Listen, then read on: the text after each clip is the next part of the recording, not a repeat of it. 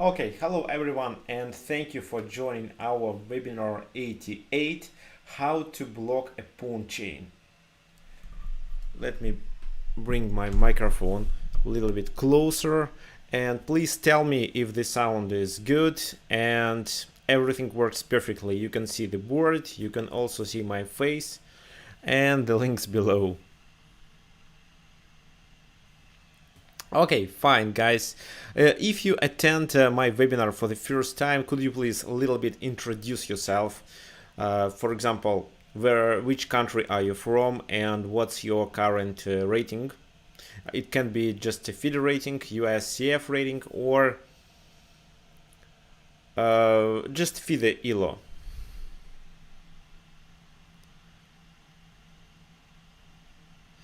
So as for the webinars that you think were deleted or removed, what can I say?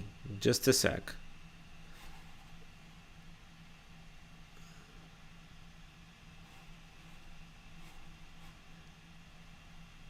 So this is my chess.com profile. You can send me a friend request if you want.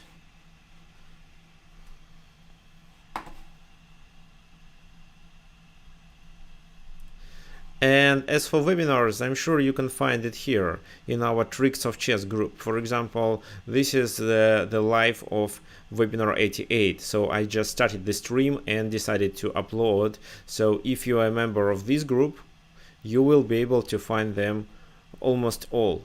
88, 87. As for 86, yeah, I think it was deleted, but maybe you can find it on my YouTube channel.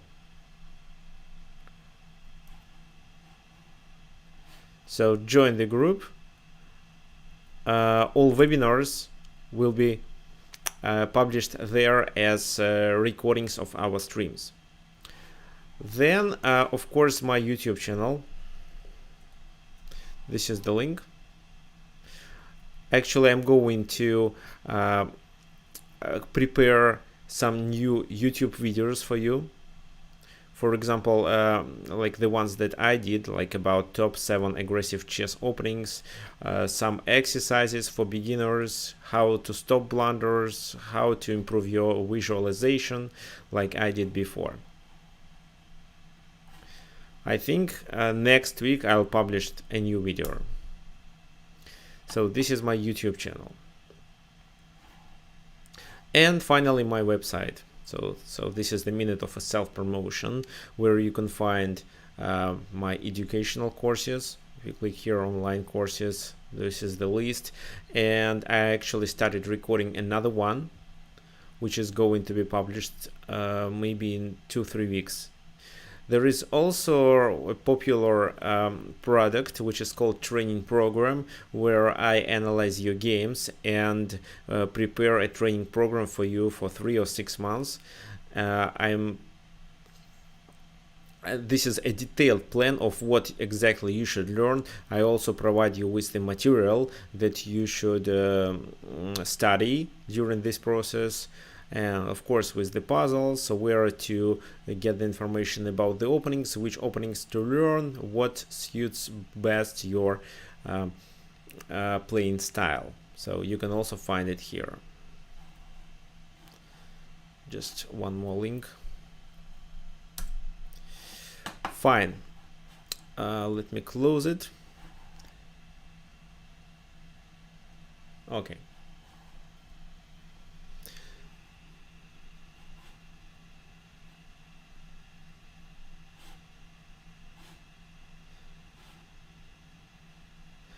As for webinar 86, just a sec, let me find it.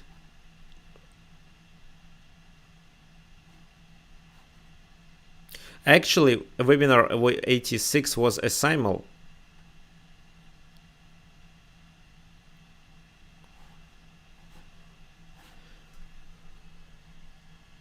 So this is the link to the simul that I conducted, to the recording of this simul. So this is webinar 86. Okay, fine, guys. Yeah, everyone is welcome. Now we have only 12 viewers. We are waiting for more, but let me just quickly answer these questions and we're going to start. So, okay, there is a good question from Montana. Let me read it first. The most difficulty I'm still having is getting off to a good opening. The first 10 to 15 moves I need to improve on in order to get into a game situation where I'm more in my element. Okay. Is there a series of openings in my webinars? Yeah, on my webinars I cover some of the openings, but what is your level? May I ask, what is your chess.com ELO at least? Because I have a good course for beginners. Let me show. Here, for example, is called Openings for Beginners and Club Players, where the lectures are quite short. You see, they are quite short, and you can learn, you can build your opening repertoire based on it. So, for example, the entire course lasts only for 1 hour and 30 minutes. And this is where you can successfully play against many openings, and this is how you build the repertoire for black against e4 or d4, and of course you learn some positions for white. For example, e4 e5 positions, e4 c5 anti-Sicilian systems, and of course e4 d5 Scandinavian. Here I didn't cover French defense, but maybe I will record this course and add one more section. Okay.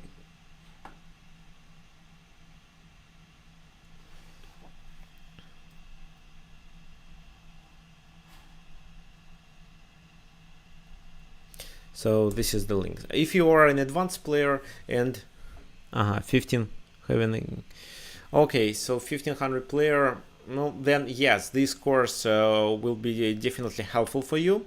But if you want to study a certain opening in more details, you can watch some of my webinars if you find the list on YouTube.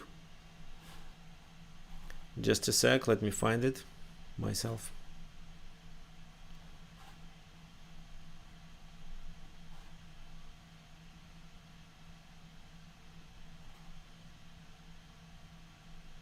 I have a playlist named webinars where you can find some certain openings covered, such as London system for black, what to play against Sicilian. I demonstrate how to play a Lapin variation with white pieces. But if you are interested in more details, you can enroll into one of my courses that you may find on thechessworld.com. Just a sec.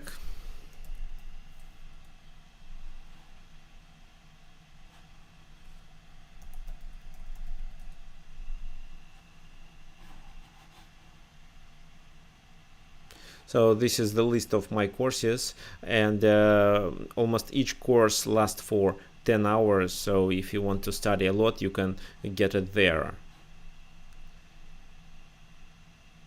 So here I show, for example, Semislav for black, how to beat knight f3, how to beat English opening and Catalan together with Grandmaster Dmitry Bocharov. Okay, and if you use a coupon code Victor60, you get 60% discount.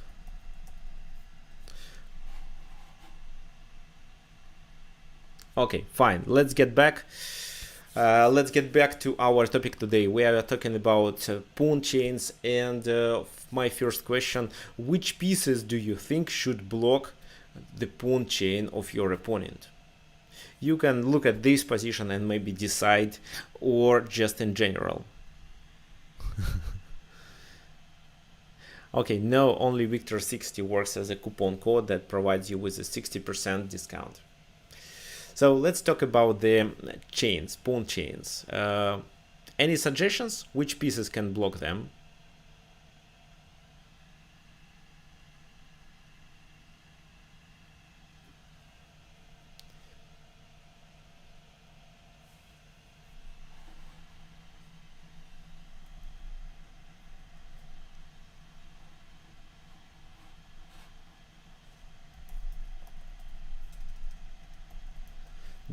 So here in this position we have knights and bishops.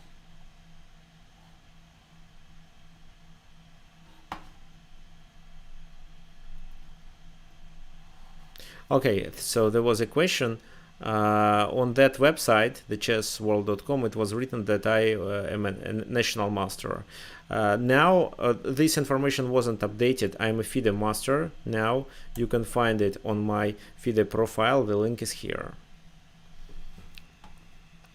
So we can block the pawn chain with our bishops and knights. You know, knight is the best blocker if it's just a pawn, but if this pawn has a neighboring pawn, then the knight can be attacked. For example, if in this position we decide to locate our knight on d5, they could, for example, play just e4, chase it, and advance the pawns forward. Maybe create some problems for us. That's why if we play against the pawn chain, the best blocker is the bishop. However, the bishop can be supported with the knight. So, for example, if pawns are located on dark squares, then we should locate our bishop on light squares to be able to prevent any pawn movements from our opponent. The knight may support. Let's say if in this position we play bishop e4, no, let's say the bishop was on e2, we play bishop e4, then we may locate our knight on d5. If so, they will definitely block this pawn chain. So bishop here, knight on d5, or knight on f5. But in this position we can't play bishop e4. So what do you think we should do as white? What ideas do you have?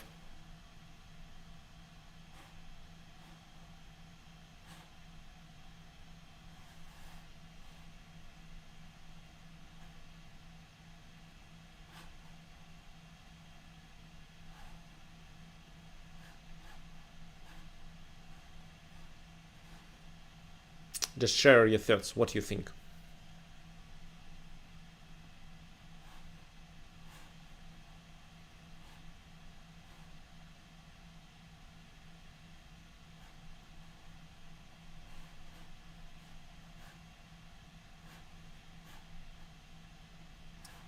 So f5 now, c4. Okay, c4 could make sense, but they're gonna play bishop c2 and keep the bishop on this diagonal.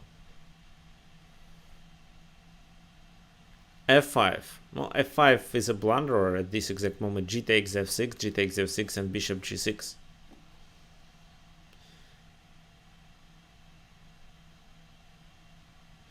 Knight e7. Yeah, knight e7 is a good move. Who knows? What's the idea of knight e7 move?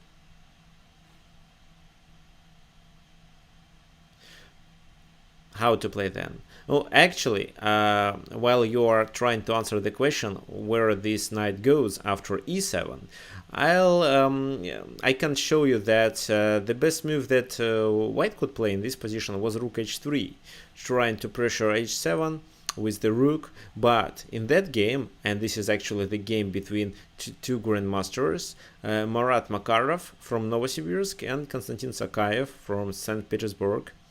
So here Makarov played h4, and that move actually is good if you would like to succeed with the kingside attack, for example, if the king was castled. But the problem is that now the rook is blocked and it can't use the open file to be able to pressure h7. Okay, and now the answer. Knight goes from e7 to f5. Why? Then the rook is under attack, so they either have to move the rook or they should take on f5. And if they take on f5, we can successfully block. Well, the queen is under attack, the queen moves. We can successfully block with our pieces on e4. And then our bishop will be much better than this bishop. And later, when we open the position, we can initiate the attack on the enemy king.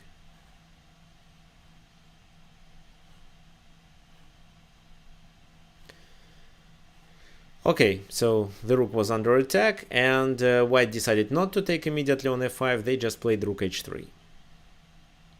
How to continue?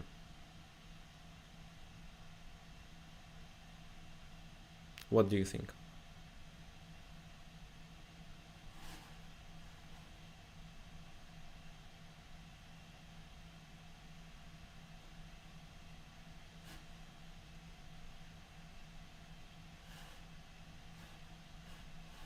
Any suggestions are welcome, guys. h6. Okay. So h6, I'm not sure, but what do you want to get with such a move? What if they just play g6? And remember, our task is to block the pawn chain. So these are two pawn chains, and we should block them. And that's why we may play this move, supporting the bishop on e4. h5. Now we have a choice to play knight e4 or bishop e4. What do you think is best?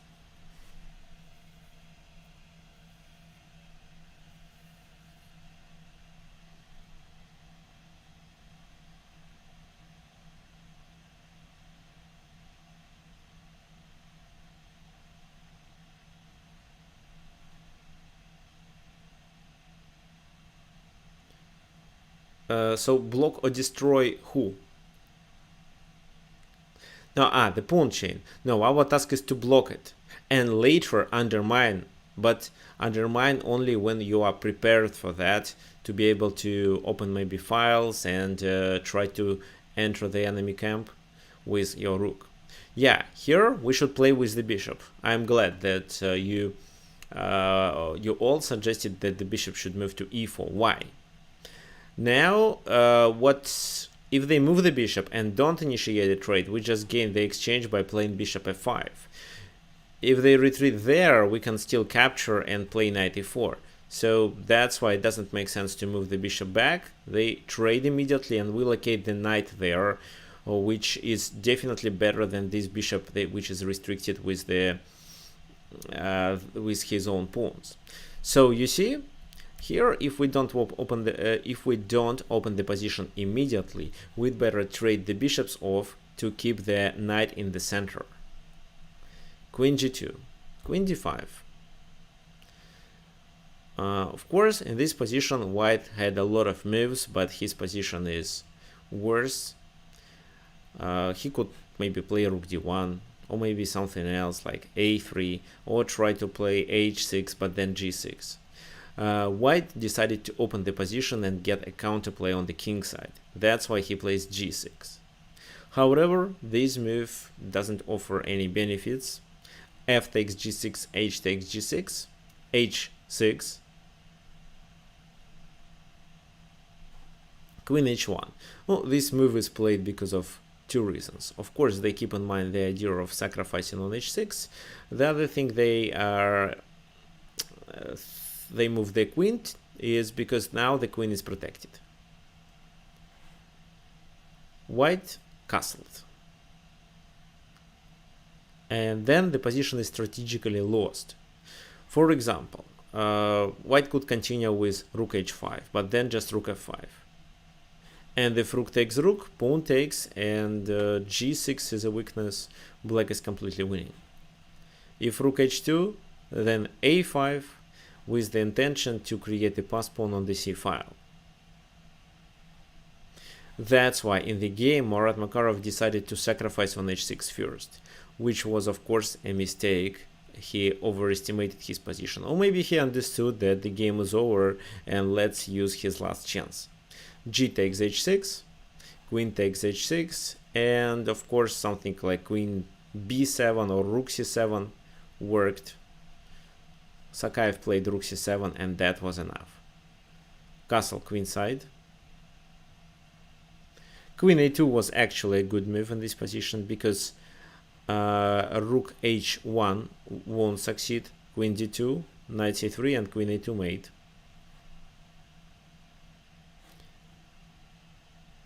If something like that, then just rook g7.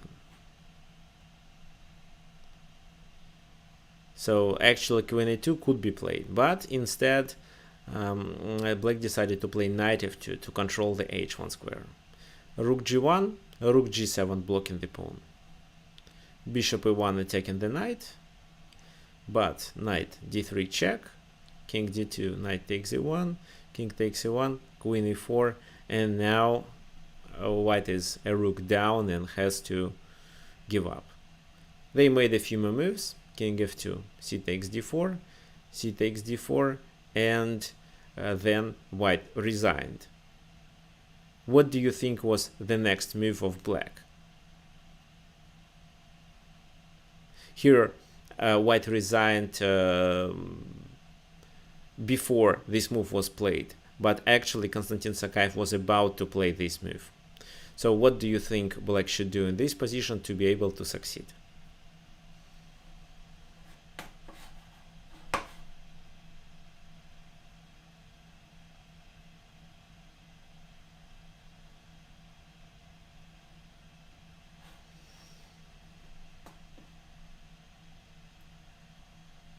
Okay, so queen c2, queen c2, king g3, what then?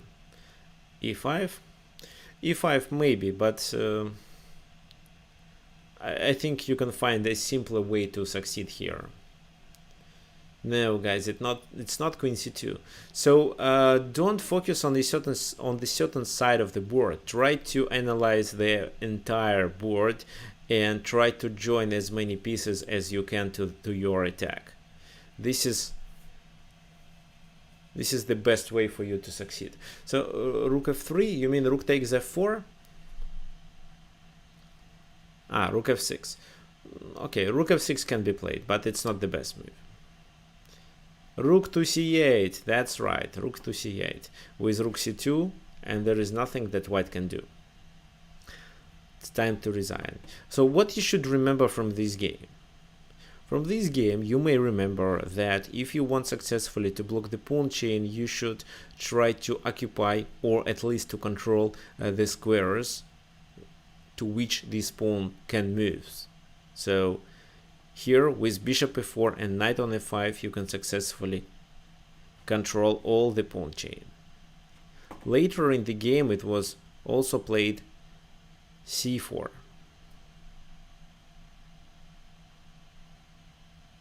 Oh, actually, no, it wasn't. Okay, but c4 could be played. So let's say c4, knight is on d6, and you play bishop e4, and then you control all the light squares here, so none of the pawns can move. White can only move them with the idea to sacrifice, but of course he won't have enough compensation. Okay, fine. So today I prepared several game fragments. Let's now skip to the next one. This is the fragment from the game between Michael Adams and Teimur Rajabov. What do you think white can do? What would you play if you were white? Here I can say that this pawn structure looks really well. Of course, the king is weakened. The king can't castle to the king side, it's too risky. At the same time, the queen side possibility is already lost. The rook moved, so the king has to stay in the center. However, it's covered with the pieces, with these pawns and the bishop. But this bishop needs to be developed.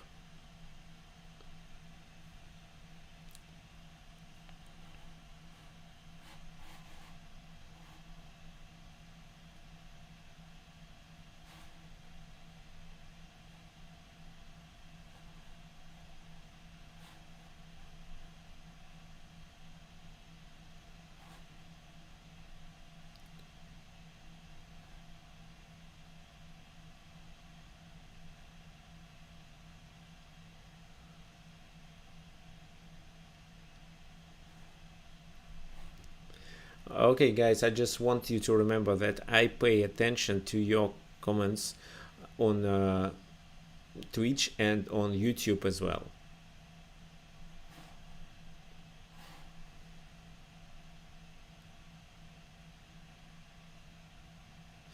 Okay, so there is a good question by Montana. It's easier to control the opponent's pawn chain with a knight and bishop against his two bishops.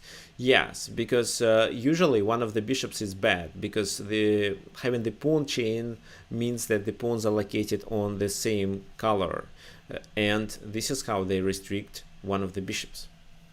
If you have the bishop of the other color and the knight which is well placed, that will be definitely better than two bishops in such a case. Now, actually, the last game, the previous game between Makarov and Sakaev demonstrated it successfully. Okay, here, what white should do? c5. Exactly, I agree with you. So why this move? Because every time when the d pawn moves, d6 or d5, it will be taken.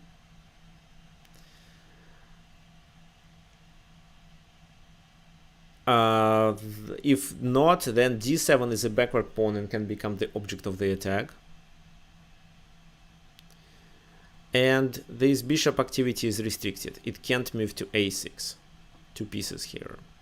Also, here you have a small tactical strike. In case if they take, you play queen h5 check and then capture the bishop for free. So that's why c5 is possible.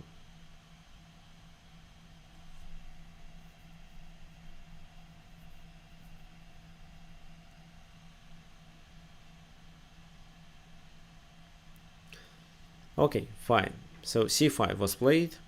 Black reacted with d5. C takes d6, bishop d6, and now rook h d1. I didn't mention that white also has the king in the center and dreams of moving it to g1, creating an artificial castling. While black can do the same, so black king is likely to be weaker. So this move adds additional pressure on d6 right now, and the other idea of such a move is king g1. So every time when you decide which move to play in the game, and for example you have a lack of time, you don't have enough time to find the best move, just choose the move that has at least two ideas behind it, and it's likely to be a good move. And of course, when you have to play with the time pressure, you'd better play a lot of good moves rather than one best move and then several weak moves because of a lack of time.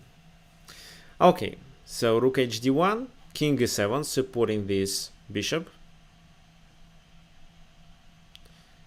king g1, prophylaxis, moving the king to a safe place and just protecting the pawns if needed in future. Here black decides to trade the bishops off. They play bishop c5, bishop takes bishop queen c5, king goes to the corner, but now the position gets more open and this king becomes weaker. Queen b4 with the intention of capturing the pawn. What do you think white should do? Oh, you may suggest the moves or the plans, any ideas if you have.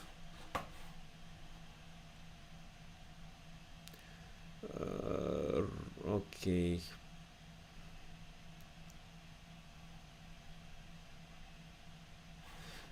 Okay, while you are thinking, let me quickly go back to this move when the bishops were traded. Here rook h d1 is the best option. As for rook h c1, which is a possible move, but then maybe just queen to c7, supporting the pawn. So maybe the other rook would go to c1, but this rook, the h rook, has to stay on d file.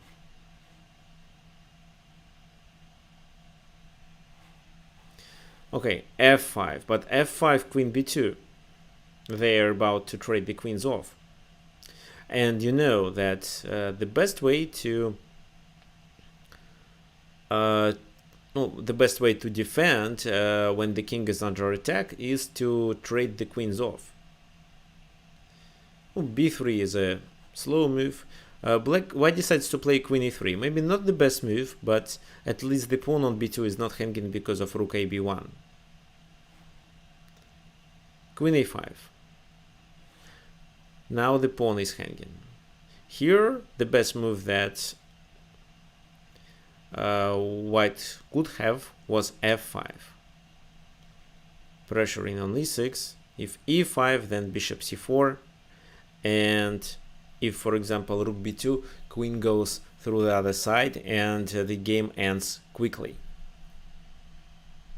However, white decided they don't have to hurry, and they played b3. Bishop d7. However, bishop c4. e6 is now the object of the attack. Rook b d8, supporting this bishop on d7, rook e1, queen b6, offering a trade. What do you think? What should we do in this position? Should we trade the queens, take on e6, or what?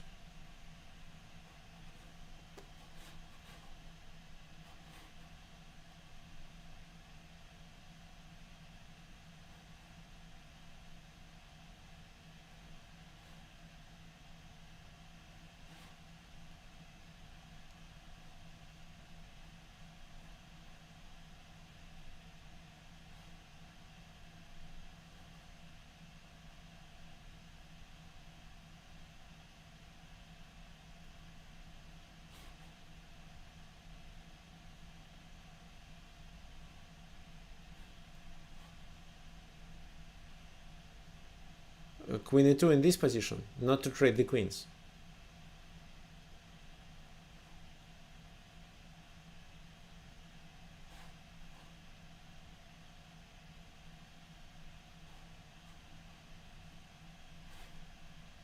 Or bishop takes e6. Okay. No, I'm not sure about f5, because f5, queen takes queen, and then e5. With no queens on the board, we are unlikely to take the advantage of e6, e5 move. If takes on e6, then queen e3. Rook takes e3, bishop takes e6. Then what? No, f5, or maybe rook a to e1. Then rook d6, f5 now, and just king f7. F takes e6, king e7. We are one pawn up, but I'm not sure if I can say that the position is absolutely winning for white. It's slightly better for white, but who knows how to realize this extra pawn. It's blocked, however, it's located already into the enemy camp. It's blocked with the king, and maybe it becomes a weakness later. That's why in this position we don't need to trade the queens, we can just retreat. And at the same time create a threat of queen g7. Rook g8. And after queen h3, black resigned. So please look at the position. It's equal. The number of pieces and pawns is equal, but the position is already lost. Why?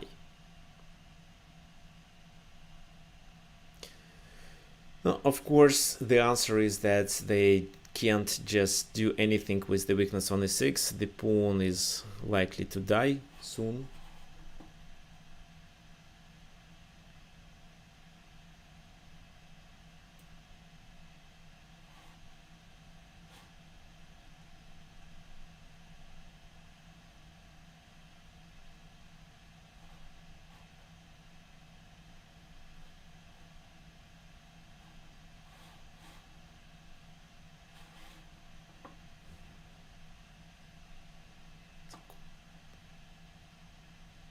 So e6 is hanging. What can they play? Maybe c5, supporting it.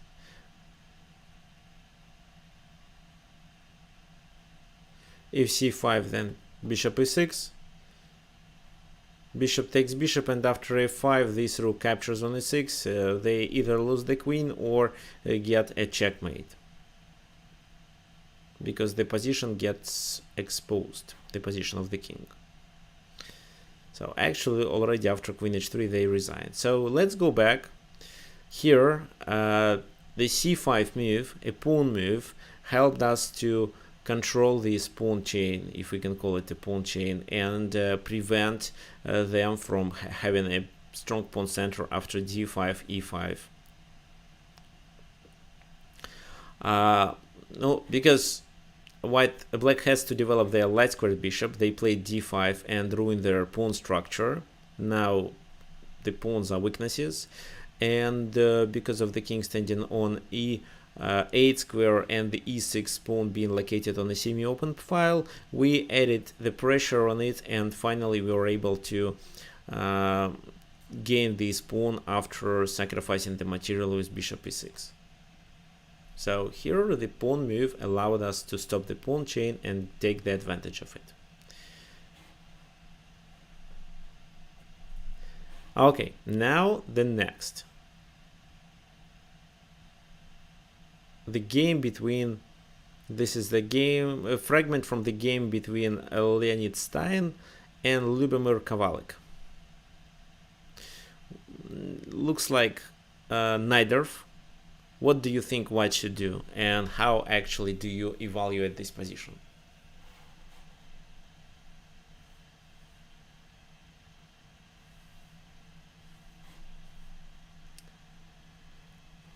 Okay, good evening to everyone who just joined the webinar right now. So the best way to watch my webinar is to use Twitch. However, I'm also streaming it on YouTube.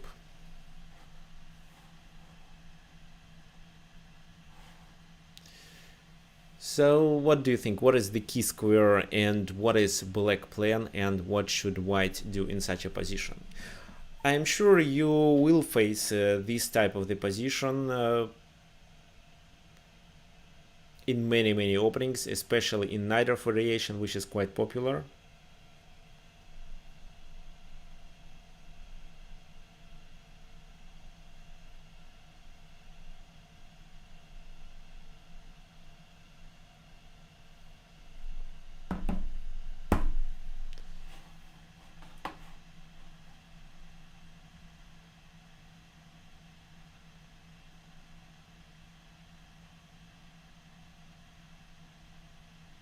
H6 pawn is weak. Oh. Yeah, okay, actually here we are not fighting for the h6, we are trying to fight for the d5 square, because if only we allow our opponent to play d5, it activates all their pieces. This bishop, and maybe creates a weakness on g2, the rook through the d file, and the other rook that can control the pieces through the 6th rank. That's why we should somehow prevent them from playing d5. And of course, I'm sure you know what our next move should be. It's a5, chasing this knight, because the knight supports d5. Knight goes to c8. We also move the knight out of the attack of the c4 square. That's why now we may play c4.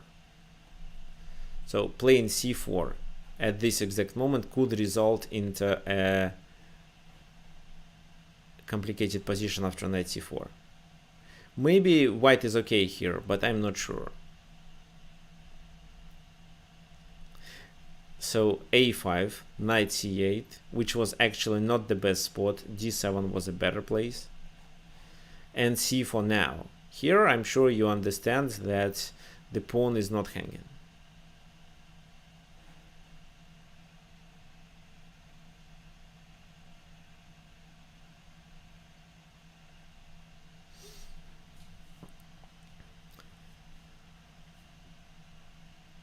Okay, how to find opponent's weaknesses? Now, there are two types of weaknesses, a weak pawn and a weak square. If you are talking about the weak pawn, you should just find the pawn that is not protected by the neighboring pawn, such as, for example, d6 in this position. And if you see that you can bring enough attackers to pressure the pawn and force your opponent to defend this pawn, it can be considered a weakness. Or now a weak square. A weak square is a square into the enemy territory. So for example, if you're white, it should be from 5th to 6th and 7th rank. So this is enemy territory. a weak square should be located somewhere here, maybe also on the back rank, on the 8th rank, but usually it's the 5th or the 6th rank. And then you should realize that by putting your piece to this weak square, you gain a lot of your piece's activity. So for example, here f5 and d5 are weak squares, and if you occupy it with your knights or maybe with your bishops, then you can get a lot of benefits for your position in general. How to get the profit of weak squares? No, actually, I think we had a webinar devoted to it, how to take the advantage of, I don't remember the name exactly. Let me just quickly check. There was a webinar number 4, the weakness of the squares complex.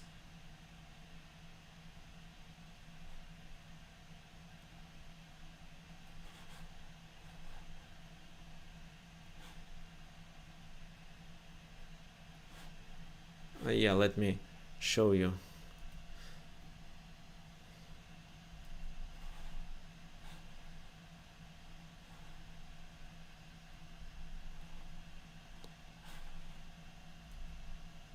So this is webinar 4, the weakness of the squares complex. What else?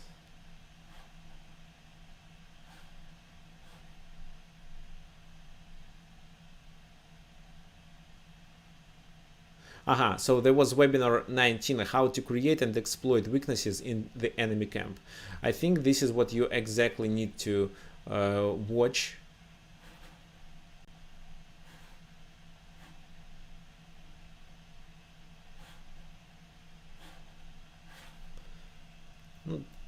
Just subscribe to my YouTube channel and you'll find it.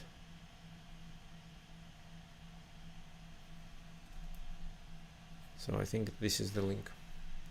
Yeah, exactly. Okay, fine. So here d5 is a weakness and you should occupy it. Moreover, protecting this square, you prevent any active play from your opponent. So c4, they played knight e7. What do you think? Should we trade the knights or we should retreat? What's your opinion?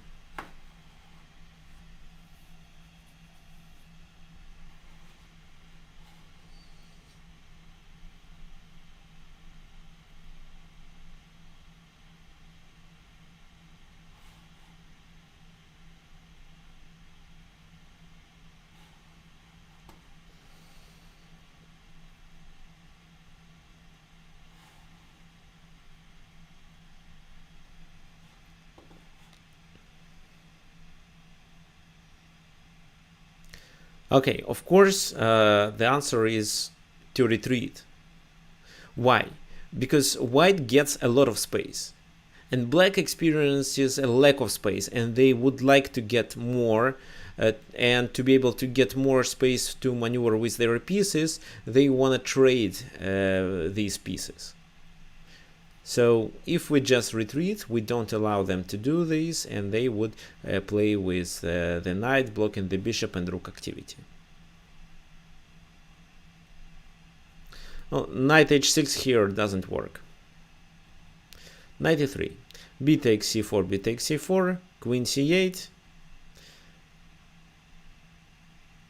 and just bishop d2.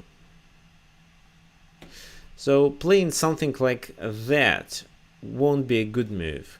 For example, knight c6, and if here we play c5, knight d4 can be played with the pressure, and actually we have to sacrifice the exchange, and that would be a bad idea. That's why that's a bad plan. And white decides to play bishop d2, because if now knight c6, bishop c3 can be played, and now d4 is under our control.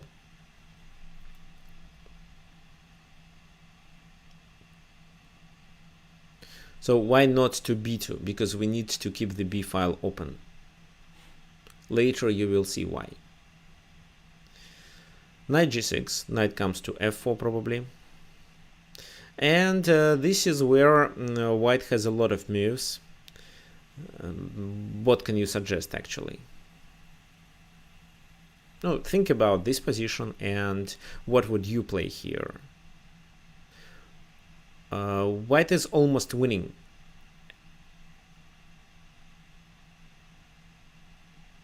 But what exactly to do? Can you please come up with a winning plan?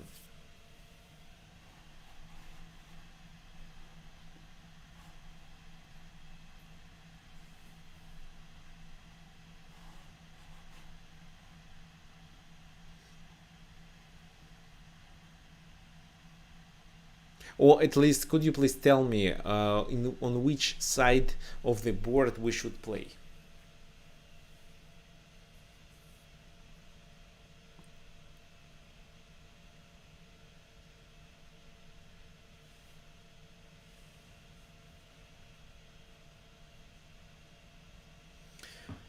Okay, and while you're thinking, I'm going to show you something. So here, for example, this rook is stuck.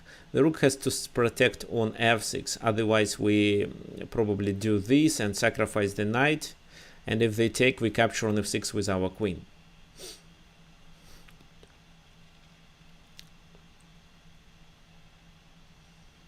The only square this knight can go to is this, or maybe he can go to h4, but there is nothing to do there.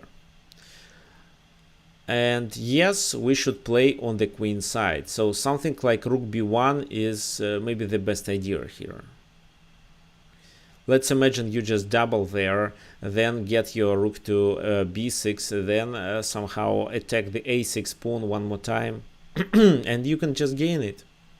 But here, before doing it, white decided first to play knight d5.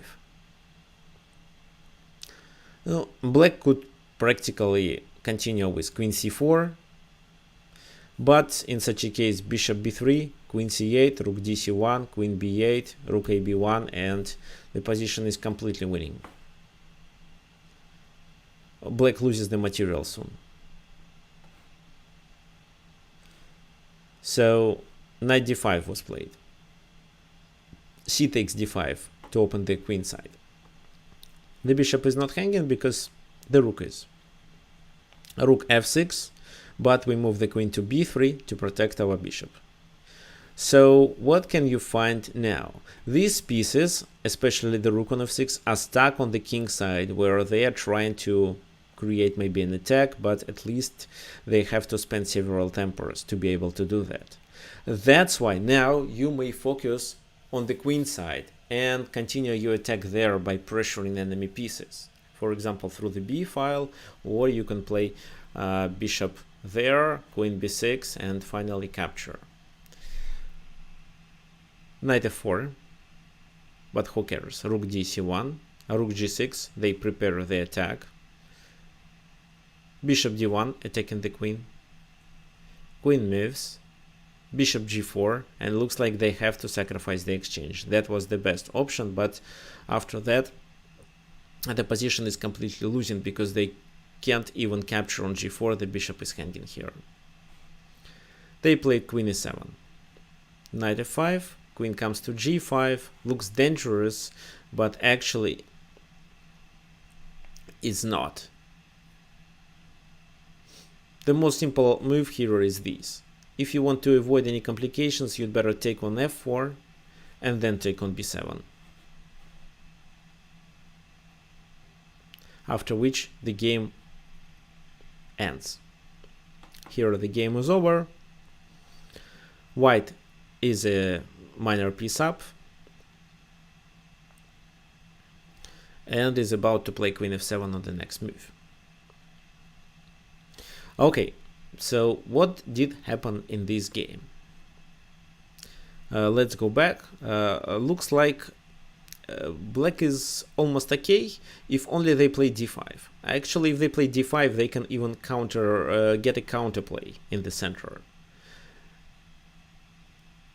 The main benefit that white has here is the space.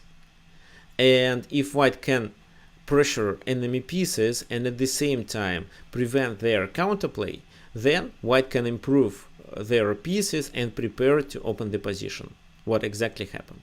c4 to prevent d5.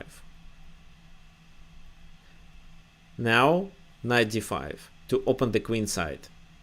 Now white plays through the queen side, and later black realizes that either a queen comes to b6 and the pawn on e6 is lost, or they should find a counterplay on the king side, but in such a case they can just miscalculate and blunder there. So what about g3? g3 queen d2 or queen e4?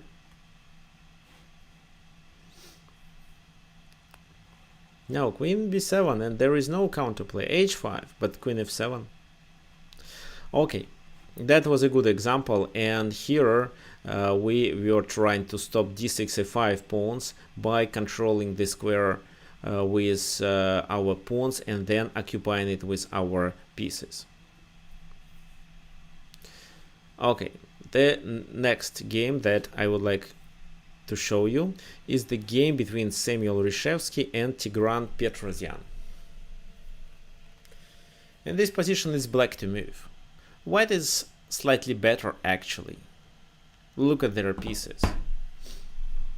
They have a strong pawn chain plus a lot of space.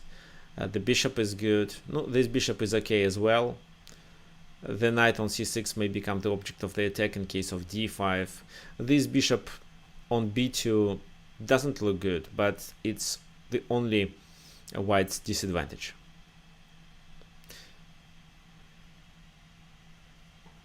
So in this position white is about to play e6, maybe somehow d5 and e6 after that. The other thing they can do, rook g3 and h5, h4, h5. A lot of moves, while black is unlikely to find a good plan. However, it's black to move, and they found something.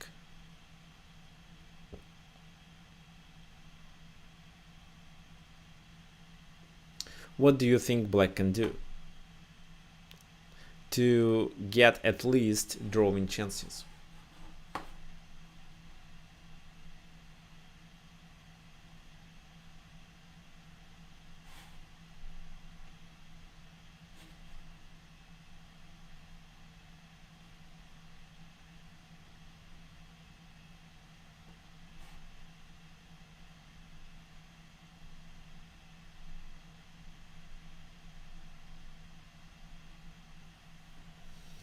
No, I'm waiting for your suggestions, guys.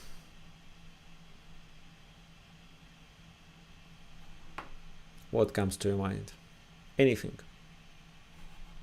b4 attacking the pawn chain. Okay, good suggestion. Let's calculate. b4, bishop f3.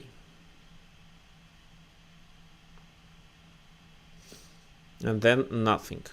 Taking there is a huge mistake.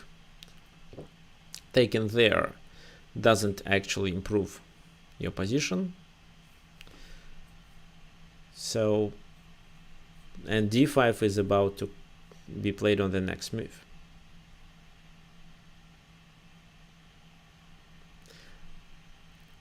Okay, guys, here Petrosyan played rook e6. He sacrificed the exchange. And white accepted this sacrifice, which was a possible solution, but there was a better move.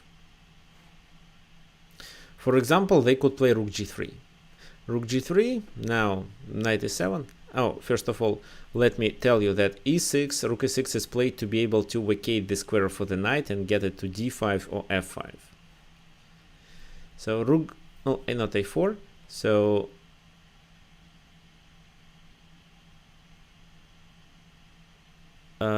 rook e6, let's say rook g3, that was the best move. Knight e7. And now, when the knight blocks the connection between queen and rook, not h4 but bishop e6, f takes e6, and h4 now can be played. If now knight d5, then queen g4 with the intention of playing h5 and pressuring g7. Of course, something like that could save black position, but This is how white at least could create a kingside attack. What if they take on e6 immediately, which didn't happen? They capture it later. So bishop e6. If so, then taking on e6 with the pawn is a bad idea because of rook f1, knight e7, and rook g3 with the intention to attack. That's why you'd better capture with the queen, and then if rook g3, knight e7, h4, knight comes to d5, queen moves. No, you see, if queen moves there, you just trade the queens. Queen f2, h5, blocking the attack. That's why taking on immediately doesn't bring a lot of benefits for white in this position. White played a4, but actually this move is even worse than taking on e6 or playing rook g3. Why? Because they are not playing on the right side of the board. I mean, yeah, they play on the queen side of the board. However, the e5 pawn and actually this pawn chain offers white a good play on the king side. What now black can do? Of course, well, b4 is one of the good moves. But before playing b4, black plays knight e7 with the intention of knight d5. Now bishop e6, f takes e6 was played. Taken there means to sacrifice the exchange and then lose the pawn, and also provide black with the activity through the b file. That's why white here decides not to sacrifice the exchange but retreats with the queen. Still knight d5, rook f3. And how to play then? What do you think? What black should play now?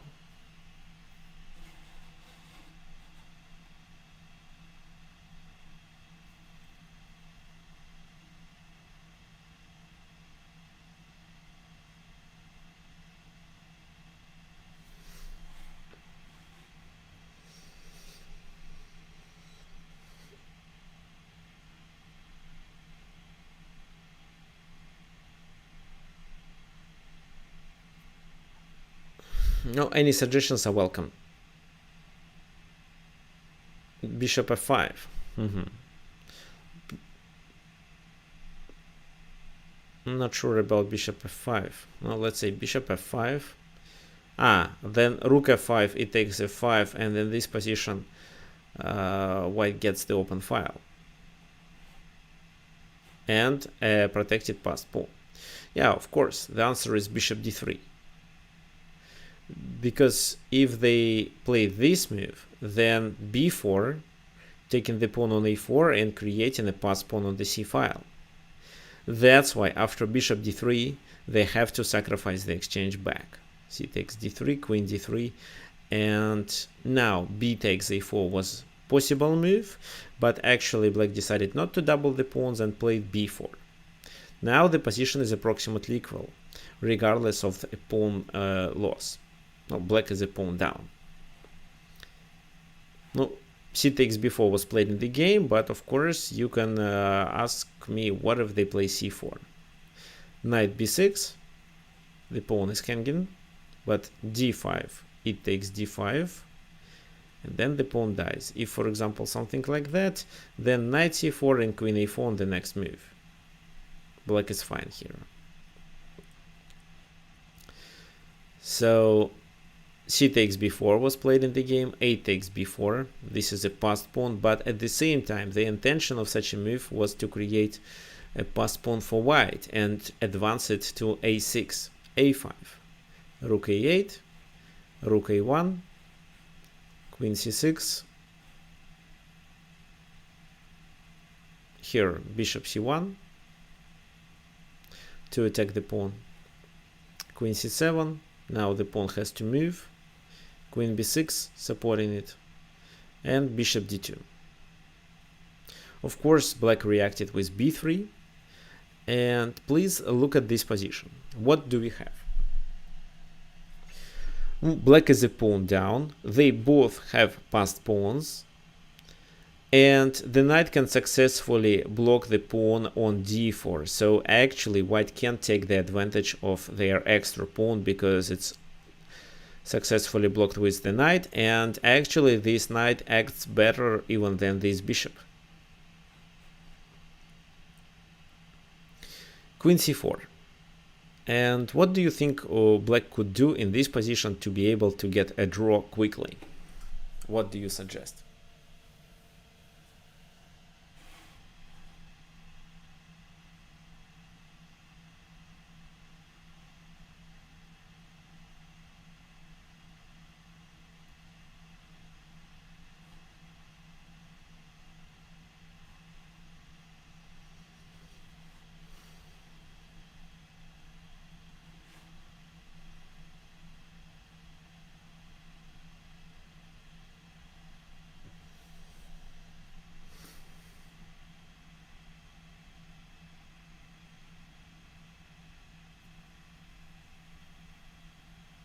Here black played h6, which was not the best move. They'd better play something else. What do you have in mind? Or you would like me to show it? Okay, let me show it. So yeah, exactly, it's b2, rook b1, queen takes a6, queen takes a6, rook takes a6, rook b2, and after rook a4 they lose the pawn on d4. Then the position is equal, 3 versus 3 on one side of the board.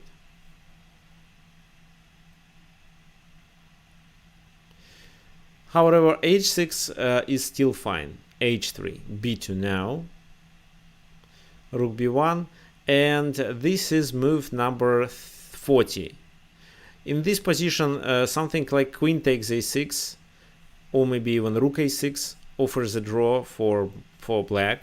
Black guarantees a draw, but because they were moving through the time control, so they had to play the 40th move to be able to get extra 30 minutes.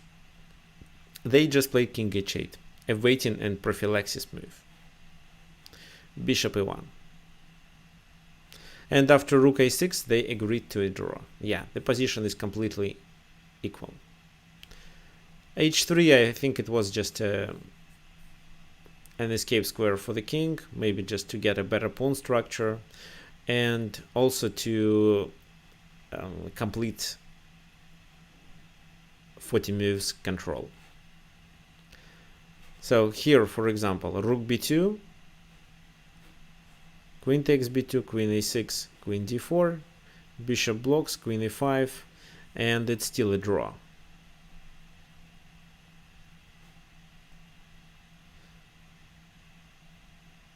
Another thing that can be played here is queen c8, king h7, queen c2 check, king maybe g8, and now queen b2, which guarantees a draw.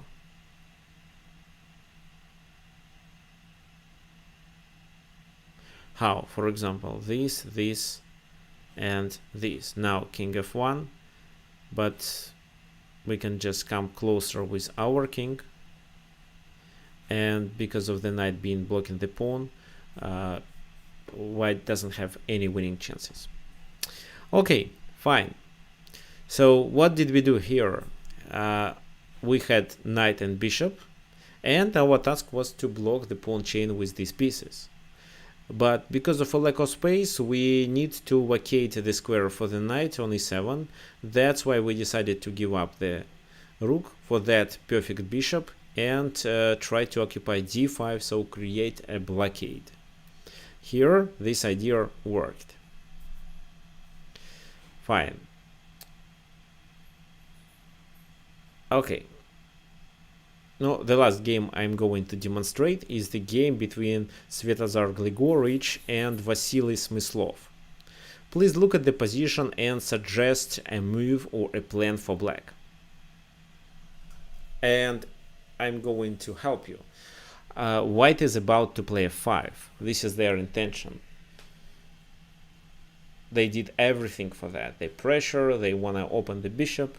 So f5 is a part of the plan.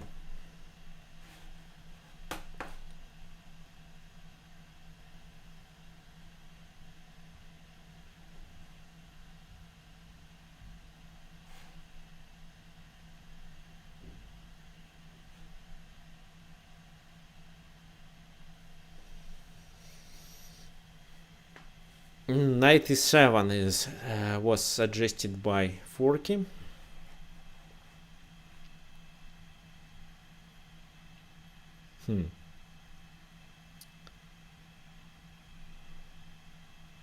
Yeah, I see. This move makes sense. Oh, let's check it. For example, knight e7. They play f5. Now what? It takes f5. Oh, it takes f5, knight f5. You are fine with it, I'm sure. But what if knight g3? Because now the pawn is pinned. Losing the f7 pawn is too risky. So this pawn is the object of the attack, and I think it wasn't a good idea to open the position too early. So knight e7 doesn't guarantee a equilibrium here. Instead of knight e7, you can play actually knight a5. Why? This is how you get rid of the bishop. Of course, they have to move the bishop, it's under the attack. Where? If they move here, we can always trade and capture the pawn. That's why they have to retreat to d3. And now, if we don't want them to play f5, we should play f5 ourselves. E takes f5, e takes f5 was okay. So we can successfully block these two squares and prevent this pawn activity, what means that the bishop on e3 will be bad for the entire game.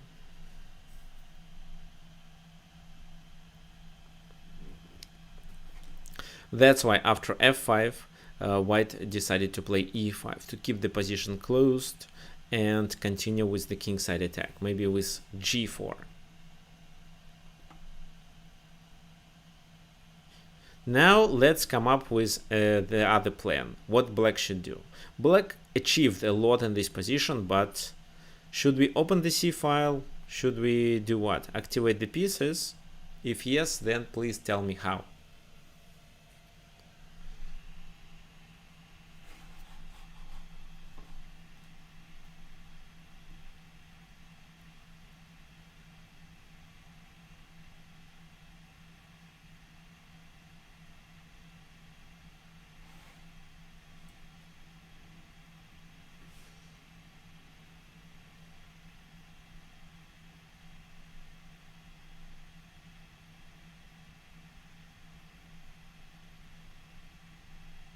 Okay, so c4 is suggested, which looks good.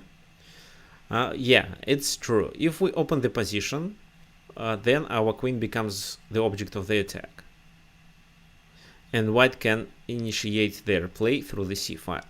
But if we close the position, we potentially get a passed pawn on the c file. Let's say if we play b4, they take, we promote. In future, in the end game, of course. Moreover, if we take on c3, we allow their knight to get activated to c3. So if we take on d4, they take with the c3 pawn, and the knight occupies this square and becomes slightly better. Here, the only square the knight has is g3, but this square is useless. Bishop c2. Knight c6. Who can tell me why the knight comes to c6? Why not to keep it on a5?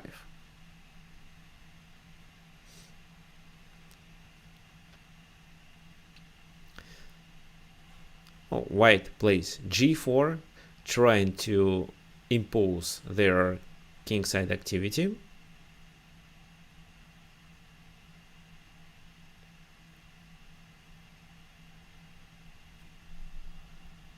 Okay, here by playing c4 we didn't actually create any weak squares. Maybe d3 can be weak in case if we open the d file, but it's unlikely to happen.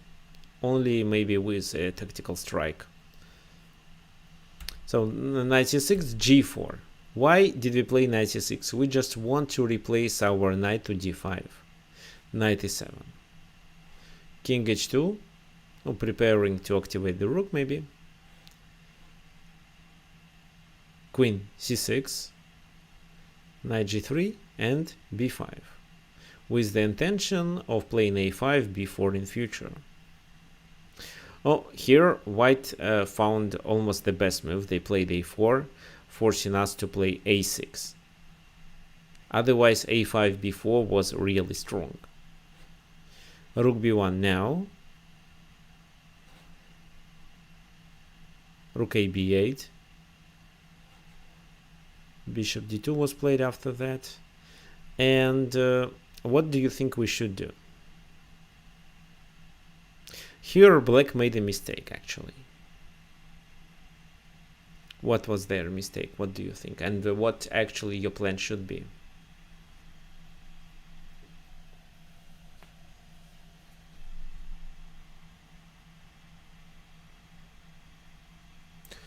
Why not to play g5? You mean g5 for white? They may play so, but what then? h4, h4, h5, h takes g6, h takes g6, but how to enter through the h file? The rook cannot be located on h1. It's the object of the attack of this bishop. So playing g5 could make sense if then you think about getting your pawn to h5 and opening the file. But actually, yeah, you open the file, but you can't take the advantage of or even occupy it. Okay, here black played bishop takes a4. That's right, but actually that wasn't the best move. Bishop b takes a4 right now is not a good idea. A better move was queen d7 with the intention of taking on a4 after that and then playing bishop c6 to support the pawn. Because by taking on a4 immediately, we allow our opponent to equalize the position. For example, it happened in the game actually. Rook a1, bishop a8 to open the file, bishop takes, queen has to retreat, and now rook a2, taking the control over this second rank and preventing rook b2 move. Rook b6 with the intention to double, g takes f5. So if it was earlier, I would capture with the g pawn, but in this position, if now we capture with the g pawn, they play this move and attack our bishop and maybe use the open file, which is quite dangerous. That's why only e takes f5. As for these pawns, we can stop them with our pieces, like that.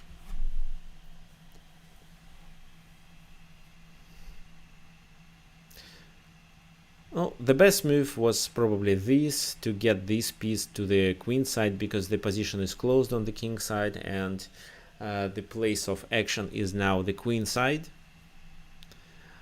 But bishop c1 was played, with the intention of activating it to a3, then c5, d6, or something like that. But knight d5, the pawn is hanging, knight d2 has to be played. Actually, this knight move, this knight location is bad. However, the move was obligatory. Why it's bad? Because now the queen can't join the queen side. It has to stay here. The queen has to stay on f2 also because of the control over the g2 square, because white-black can always double, create a battery through this diagonal and pressure and threaten with queen g2. However, maybe this pawn should be protected with something else, and the knight could be improved to e3 to get rid of the blockade on d5. So knight e2 is a kind of inaccuracy, a5. Bishop c2 was played. However, the original goal was bishop a3 move. In such a case, how would you play? Because now this bishop is going to be quite active. So what do you suggest?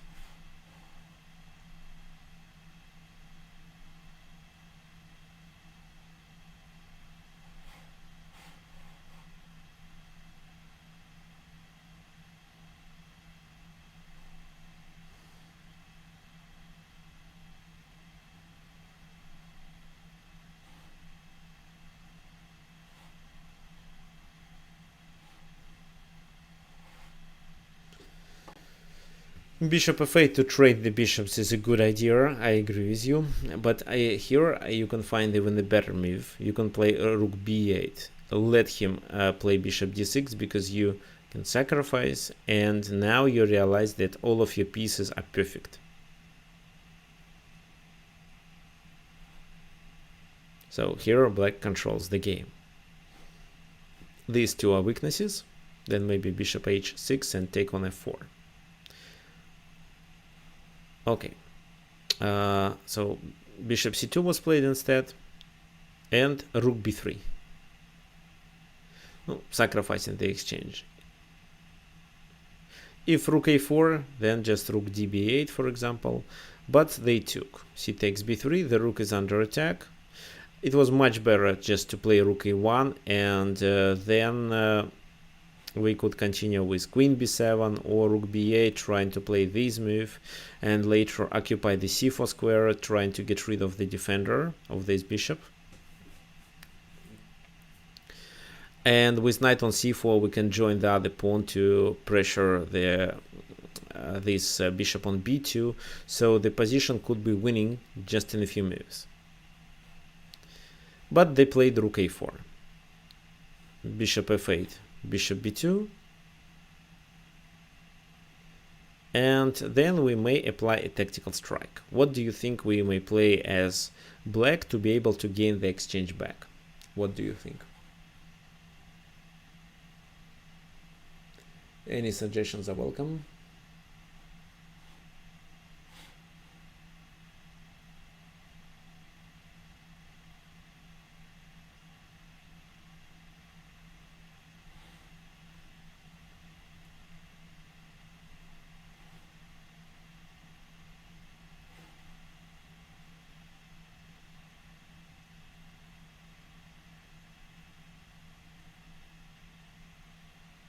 Bishop c6 looks good actually. Bishop c6, he goes back, then we play a4, then relocate the knight to c4, then a3, and so on, completely winning. But black decided to gain the exchange right now. They played knight e3. If queen e3, then queen c6. Double attack, checkmate on g2, and the rook on the edge of the board. That's why rook f e1, supporting it. So actually we didn't gain, but we may play now knight c4, knight g3, protecting the bishop, bishop e7 with the intention of bishop h4, and this is where white could continue with queen e2 and trying to relocate the knight. This is how they could equalize the position. So actually, here looking forward, I can say that maybe knight e3 was too early for this exact position. Bishop c6, a4, and relocating the knight to c4, that was the best plan actually. Maybe even this move, rook goes to a1 and then knight b6 immediately, because rook a5, knight c4, a fork, and they discovered the attack as well. Okay, so finally knight f1 was played, but it was already a blunder. Queen c6, attacking on h1. Now moving this knight to e3 means losing the game. Moving the knight to d2 means losing this bishop. So they have to sacrifice the exchange. But instead of gaining the material back, black decided to play queen h1, king g3, and now I want you to find the move after which they could resign. No, actually after which white resigned. What do you think? Which move was it?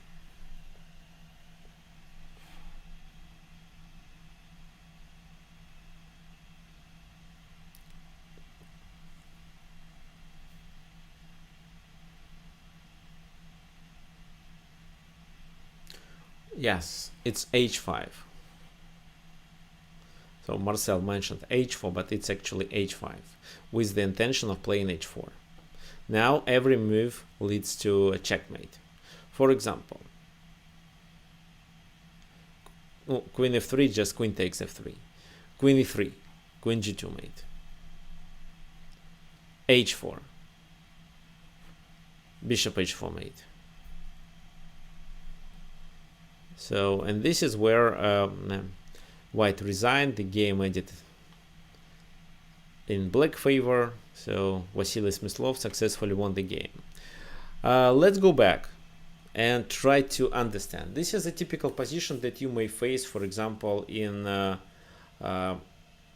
many openings, including Nimza Indian or Queen's Indian defense. Or actually, this exact position is taken from Grunfeld defense. So you see, Nimza Indian or even Grunfeld can lead to a similar position. So you definitely should understand how to block these pawns and how to force them to create a pawn chain. Here, the key idea was to play f5, but to be able to play f5 to stop their f4, f5 move, you should first liquidate the bishop. That's why knight a5, bishop goes there, and then f5. And after that, we played c4. Now our only task is to occupy d5 to block it and so successfully keep the pawns where they are, so that they restrict these two minor pieces activity. Then knight came to c6 and finally to d5, well, through e7, of course. After that, this far advanced pawn allows us to create a potentially a passed pawn with b4, b5, a5, b4. Almost same thing happened and black succeeded. Okay, guys, do you have any questions?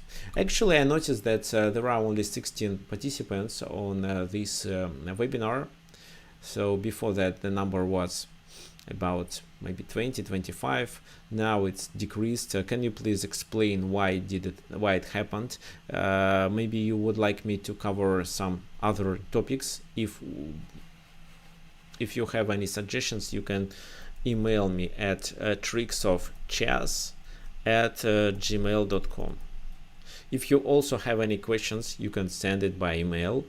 Of course, don't forget to invite your friends to my webinars. Here we have no limits, and even 1,000 can join. Okay, any questions? So what do you think, by the way, if the next webinar will be devoted to tactics?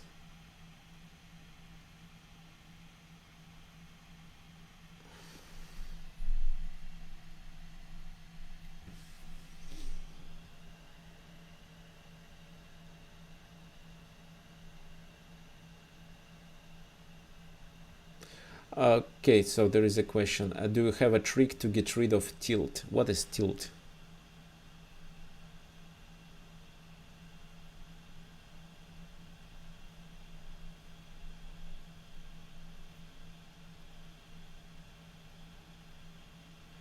Okay, another question. Can you please play a game and explain the mistakes? So like the most common mistakes by beginners.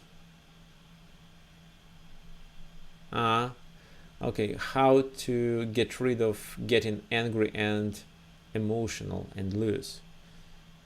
No, actually getting angry helps me to play better.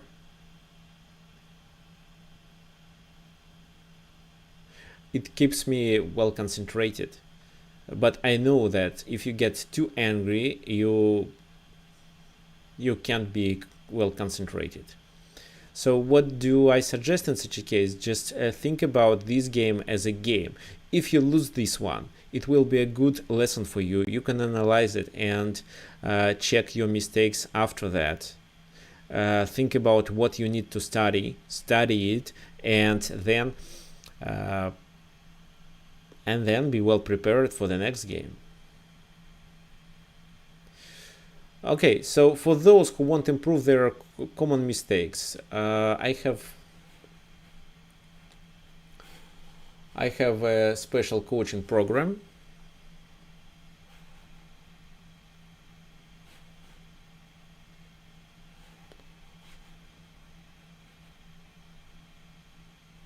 So here it is. It's on my website. It's training program for 3 months, where I analyze your games and give you a details report about what your mistakes are, what exactly do you need to study, where to take it and how to study it, how many games to play, which puzzles to solve, and from where to solve them, and so on.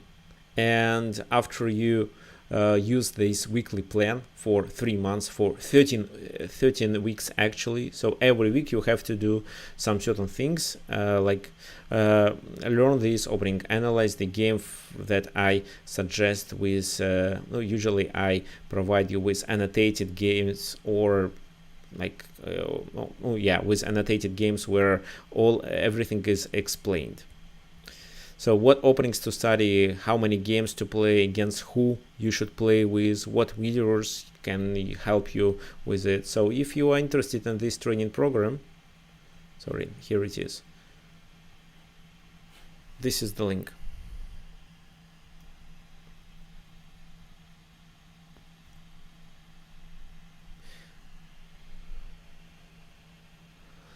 Okay.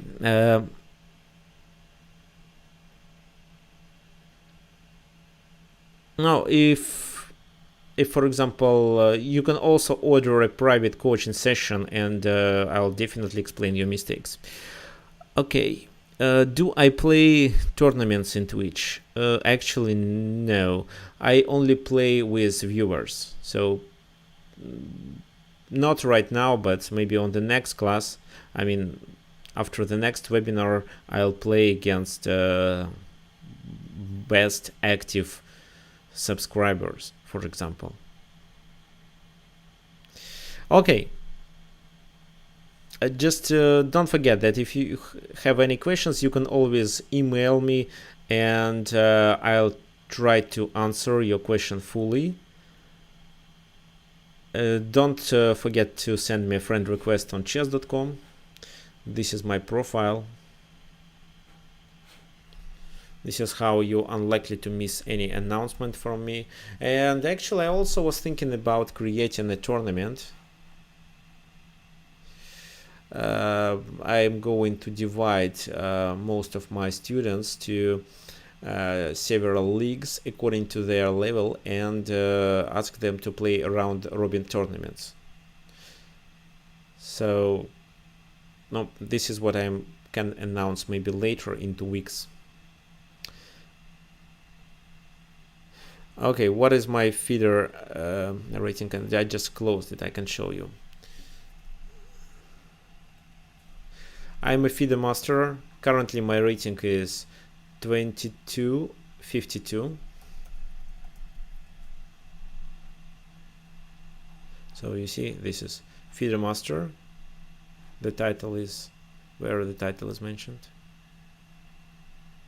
Oh, it doesn't. It's not shown here. So the standard rating is 2252, and yeah, FIDE Master. I just get this title 2 years ago in my tournament in Montenegro. Okay, thank you for attention. See you on my next webinar, and good luck with your games.